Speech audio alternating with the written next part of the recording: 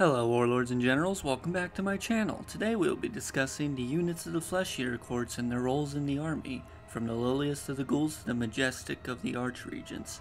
And with that, let us begin with the Crypt Ghouls themselves. Ghouls are the basic and most numerous members within the Flesh Eater Courts. They were desperate cannibals that indulged in their king's feast, and that's what drove them to madness. The longer the ghoul serves, the deeper the delusion becomes, making them even more mad-stricken and ravenous. Often seeing themselves as stout soldiers or scouts as the rest of the army, the truth is they are naked, insane cannibals.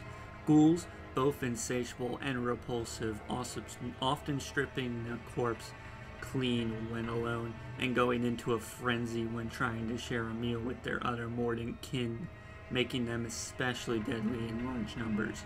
Being blindly loyal to their king, ghouls will usually fight to the last man rather than the possibility of disappointing their lord. The few instances a ghoul attempts to flee in the moment of clarity and sanity, they will be set upon by their other ghoul brethren. That is the fate of cowards within the Flesh Eater Courts. These next two entries are one of the two possible evolutions that are not courtiers that a ghoul can go through when ascending the ranks of the Flesh Eater Courts, and we will begin with the Crypt Horrors. Should a Crypt Ghoul prove themselves, they may drink in the vampiric blood of the king himself. The result is to become a Crypt Horror, hulking masses of muscle and deranged hunger. They often see themselves as mounted knights in resplendent armor, crashing into enemy lines and being the first into the fray. Though this still remains true, they are far from noble knights and just monstrosities breaking into lines and causing havoc and allowing the ghouls behind them to fill in behind as they break the front lines of the enemy. What is more terrifying than their strength is their regeneration ability. Wounds on these creatures often seal up fast as flesh knits itself as fast as it's cut, even in some cases causing the weapon that would cut the flesh to be healed inside the muscle that is healing over the weapon as it cuts the horror itself. This insane level of regeneration comes at a cost, however, as muscles and bones constantly grow and the horror is constantly toward it and twists. Ropes burst from the flesh, teeth and talons constantly being replaced as if they were like shark teeth with new ones. These replaced bones are often gathered to be made into trinkets for the king's men. Gifts given to these knights are often cherished by them, regardless on if they are a prized bone, a rotted limb, or even a crude weapon like bone club. The knight will see it as masterly made weapon or grand polished armor. In some cases, the weapon or armor is taken directly from the battlefield themselves. Often ripping them from their opponents, the knight will shove it through their skin to wear as a piercing, swallowing it so it becomes part of them for the rest of their existence, or even using it on the previous owner to test its killing edge. The horrors are true monstrosities of strength and deranged hunger. They are not to be underestimated, and even the most stalwart of lines have broken on their charge. The next unit we will be discussing are the Crypt Flares, which is the other path that a Crypt Ghoul can evolve into should they prove themselves to their liege that they are capable of what the gift they are about to receive is.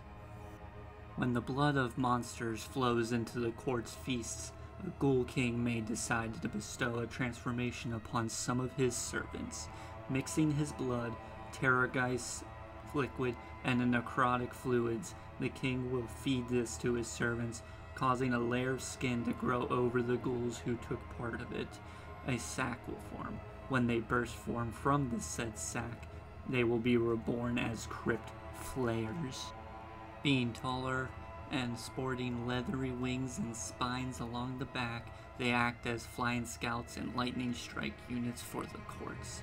The flesh of the terrorgeist they consume allows them to do a screech that would any man's blood run cold, enemy units often being disoriented as the flares dive and impale their enemies, or carry them foes off into the air, biting them as they fly off with their prey.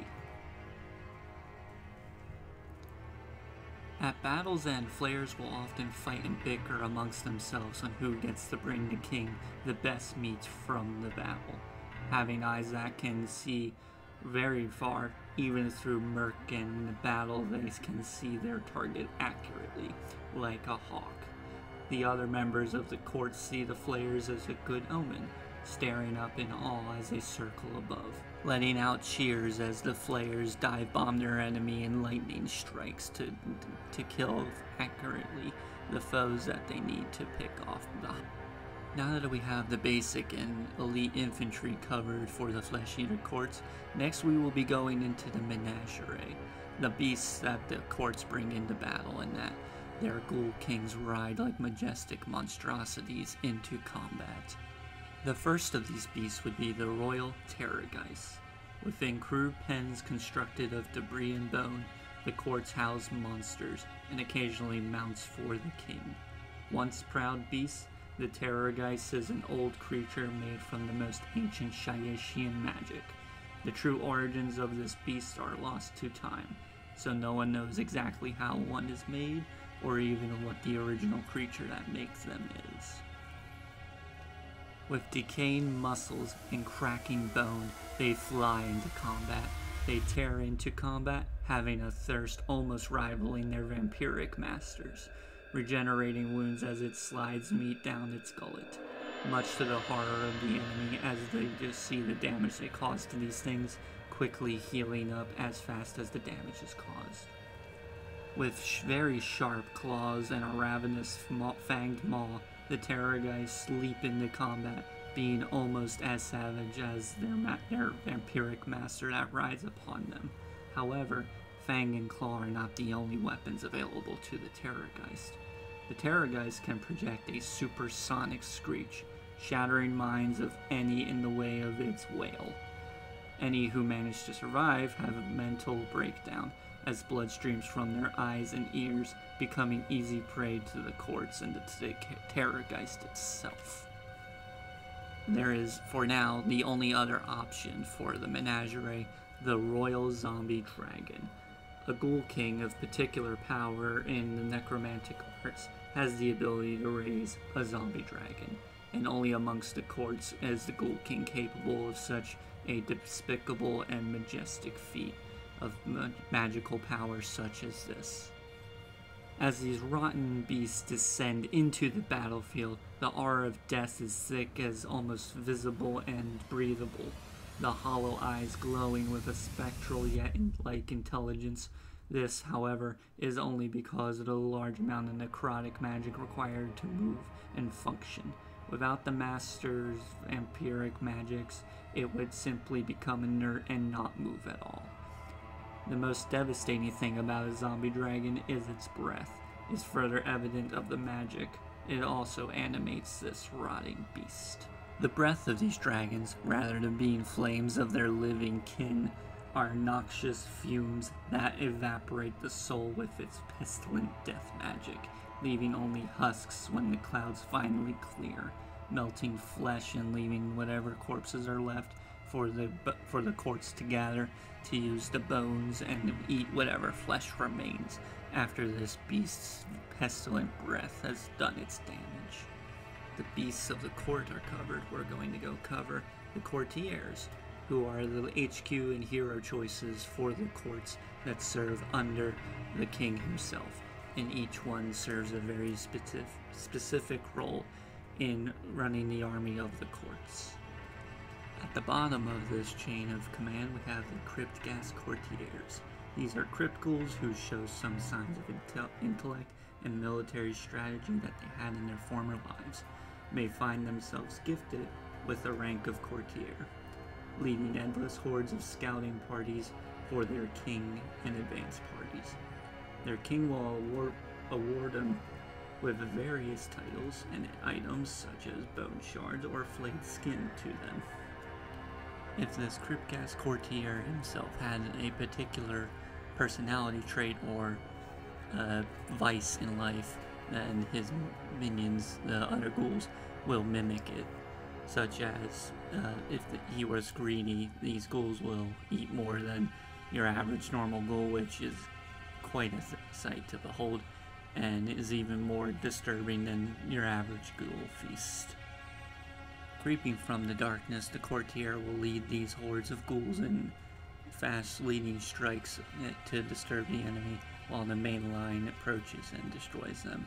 Such is the influence of these ghoul courtiers. The next on the rung of totem pole of the chain of command is the horror courtier, also known as a Crypt Hunter courtier. We'll cover this courtier that leads the horrors and the court in general when the king nor a Varghulf courtier, which we will cover in a little bit, is present in the army. Most of those who drink in their king's blood to become horrors end up tearing themselves in ridiculously levels of savage insanity is that strong that it can physically tear them apart from the transformation. Those that survive become horrors. Those that prove themselves get promoted into Crypt Hunters. That survive the transformation become Knights of the Court, or those that are sound of mind, the Crypt Horrors. Being the physically strongest in the courts, other horrors respond immediately to the courtiers, who among the higher ranks share a strange autonomy from other courtiers of the court. Leading from the front, often leading the other horrors and teeming masses of ghouls. After battle, the high-rank hunters, courtiers, also have another responsibility for obtaining food for the feast, taste-testing meats for his king's meal in particular. So he is actually responsible for not just providing the meat for the feast in general, but for the king's meal in particular. Next up, we have the Crypt Flare courtier, or also known as Crypt Infernal courtier. When a Crypt Flare commits a heroic deed worthy of the attention of the king, he will host a great feast, giving the Flare some undead dragon flesh, causing the Flare to go through agonizing pain as the stomach begins to produce and hold lethal gas that can exhale later, like the creature it consumed. These courtiers lead the Dead Watch, the personal guard of the Ghoul King, when the king strides to war on one of his majestic mounts, often trying to get their lord's attention.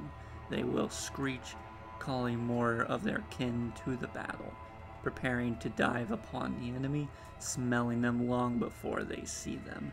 The victims who survive may be dragged back to the king as a prisoner. The king, in his grand delusion, will command an interrogation, for the reality only to be that this courtier infernal will instead break open the victim's skull and sup out his brains and consume it. Next, we will discuss the most favored servant of the king, Varghulf courtiers, who hold the highest obtainable rank a Mordant can. Being the most trusted amongst the members of the court, they also lead the hand-picked royal Mordants, often acting in place of their lord should their lord be preoccupied, or when they are with their lord, they act as a marshal, their cry helping to rally outlying members of the court to war. When the Varghulf enters combat, this blood-drenched beast being such a high rank makes complete sense. They tear right into the foe, getting more furious with the more they are surrounded. The hordes they lead tend to have a hard time trying to keep up with them as they follow the Varghulf as it tears foes in half and devours chunks of meat here and there. The consumption mid-fighting knits any wounds that they may have received so far during the fight and have been afflicted upon them. However, meat and viscera are not the only thing they devour. As their Lord King casts their dark sorceries, the hanging tongue of the Varghulf will devour tendrils of said magic to strengthen themselves, making them even stronger and faster than its hulking frame may suggest, making them even deadlier combatants once they start to consume the necrotic energies of their lord's magic. And now we go to the top of the food chain with the abhorrence, starting with the more iconic and one you see more often, the abhorrent Ghoul Kings, who are the ferocious rulers of the flesh-eater courts themselves. Whether riding upon undead abominations into war or skittering along the ground, these undead beasts are insanity manifested. Due to the nature of Ushuran's curse, these vampires do not hold the aegis beauty of other soul-blight lines. This, however, does not dull their capabilities as dangerous monsters. Some may even argue that even more dangerous for the insanity that plagues them, makes them unpredictable and truly fear-inducing creatures. Leading from the front, leading hordes of slavering ghouls into the slaughter. Once breaking into the enemy lines, the Ghoul King will sever heads and rip limbs and organs off of its victims as it carves its path through its enemy. Seeing themselves as nobles, Ghoul Kings will kill many soldiers in one swipe as it makes its way towards the general, who he believes is the barbarian threatening his people and his lands. As terrifying as it may be in combat, these who stay in close to the Ghoul King risk losing their sanity, seeing the Ghoul King not as a naked savage monster, but as a regal, radiant savior. As with the vampires or other soul-blight lines, Ghoul Kings are proficient wizards of death magic. They can mend its own wounds or its mount's wounds, slay several foes, or even summon more ghouls to its side at a mere gesture. Though in its mind it may see this spell forcing enemies to kneel before it, when in truth they are ripped apart by its necrotic energies. The Ghoul Kings also have seemingly the ability to force their madness on its followers, making them believe they wear impenetrable armor or believing they wield magical weapons, when in truth they just get faster and stronger, ripping the enemy apart, becoming more savage and more monstrous in their acts of violence. It is this dark sorcery over its madness that is key in its recruitment, for even the delicate stirring of its claw into any drinkable fluid will turn any who drink into it, a mere cannibal, into an insane Mordant ghoul who will lead and follow his king into death itself. Now the Ghoul Kings are those who drank in Ushuran's blood, or that those of his descendants. Over time they grow in power, and their madness deepens. No one is sure if it is the shadow in their blood clotting for deeper madness, or if it's their own insanity that ascends the will and might of these creatures. Whatever the case may be, eventually a Ghoul King will evolve into an Archregent. The madness of the Archregent is so powerful, it not only increases the loyalty and fervorness in its courtiers, the courtiers start to see the edges of their liege's insane visions. Eventually this insanity will go beyond the borders of a singular kingdom, its tendrils wrapping around other Mordant kingdoms. As a Ghoul King commands his courtiers and to command and rally their armies, an Archregent is all by himself. And more some among the courts believe them to be the direct servants of Ushuran. Others even claim they are the creation of the first ever flesh-eater courts. Now with all that in mind, that these Archregents, are more powerful in ancient versions of a Ghoul King, their demeanor and acting is the opposite of a typical Ghoul King. The Ghoul King are bombastic hunters, Regents are more brooding recluses. They often leave their Ghoul Kings with running the kingdom and petty politics. Only when the threat is great will the Archregent descend from its sanctum, and in its sight to behold. Running as fast as the wind and powerful to punch through a castle gate, the Archregent will cause rivers of blood to flow when it enters combat, typically cause immense devastation to an enemy's line even before it can rally the hordes of its kingdom to its side, making these creatures especially deadly and very thankful for the realms that they are exceptionally rare creatures to encounter. Well, since these are not units, I didn't know where to place them, so we are putting them at the end, and we can discuss them in the comments if you'd like. We're going to start with the special terrain piece for the Flesh Eater Courts, the Charnel Throne. The horrific structure known as a Charnel Throne is made from bone and corpses, an iconic monument to the power and insanity of the abhorrence. Though to the members of the court, it is a throne of opulence, strewn with silver and gold. Though in its construction, not any bones will do. The bones need to be taken from victims of the amethyst magic that the Ghoul Kings cast. Servants will scour battlefields in search of these constructs, being built of ancient ruins and castles spreading through the land. The hordes aim to build several throughout the region. As the final pieces are put into place, the Ghoul King will sit upon it, and the bones of the throne will start to scream, unable to bear the weight of the abomination's madness. From this point onward, the throne acts as a conduit for the madness and delusions of the abhorrent. The constant wailing causes all enemies who look upon it to be driven mad, as well as draw in more Mordants to the court throughout the regions they are built in. We will now cover the endless spells that the Ghoul Kings can cast upon the battlefield, starting with the Corpse Mare Stampede. With a whispered command, tendrils of necrotic energy seep into the earth. Shortly after, a mass of undead horses bursts forth from the earth, crushing any who get in their way. Mordants watch in awe as these beasts rampage through enemy and allies alike. To these madden-addled minds of the court, these are radiant beasts summoned by their lord, striking his servants down they deemed unworthy to continue in his service. The truth is, once summoned, this endless spell has no rhyme or reason to it. Simply rampaging, striking at these creatures is even pointless, the wound being covered up by gore of the trampled victims that they stampede across. Before his fall from grace and descent into madness, Usharan had an enchanted chalice he made for himself, encrusted with realm stone of the territories he had conquered. Made of silver and gold, it was said to draw from the finest of vintages, so it was never empty. Those who favored by him were allowed to drink from it, and in so doing gain a portion of his majesty.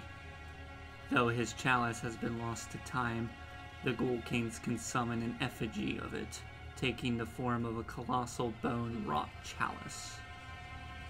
The skulls that form the rim are the slain souls slain by the courts themselves.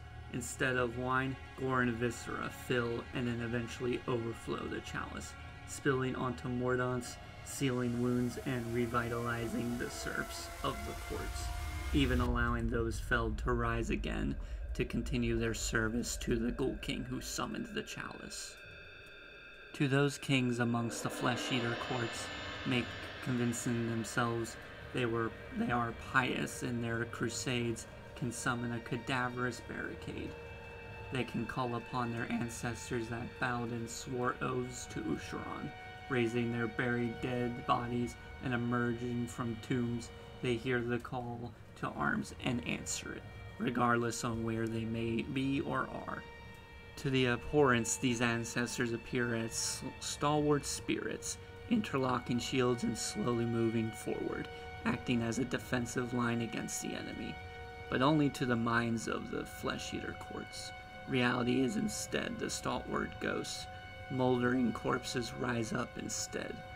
Due to the spell, these bodies give a deep rage and hunger, dragging remains of their ancient kingdoms with them, as well as the barbed fences hands grasp out, reaching for any foolish enough to get in the way of this barricade.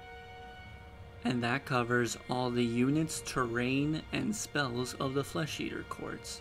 If you'd like to talk about this subject, please leave a comment. If you want to help support my channel, please like and subscribe. I hope to cover more death later. I am hoping to cover a separate faction next though, so to not be too samey on the same subject. My name has been Tabhammer. I hope you enjoyed this video, and I hope more importantly you have fun today.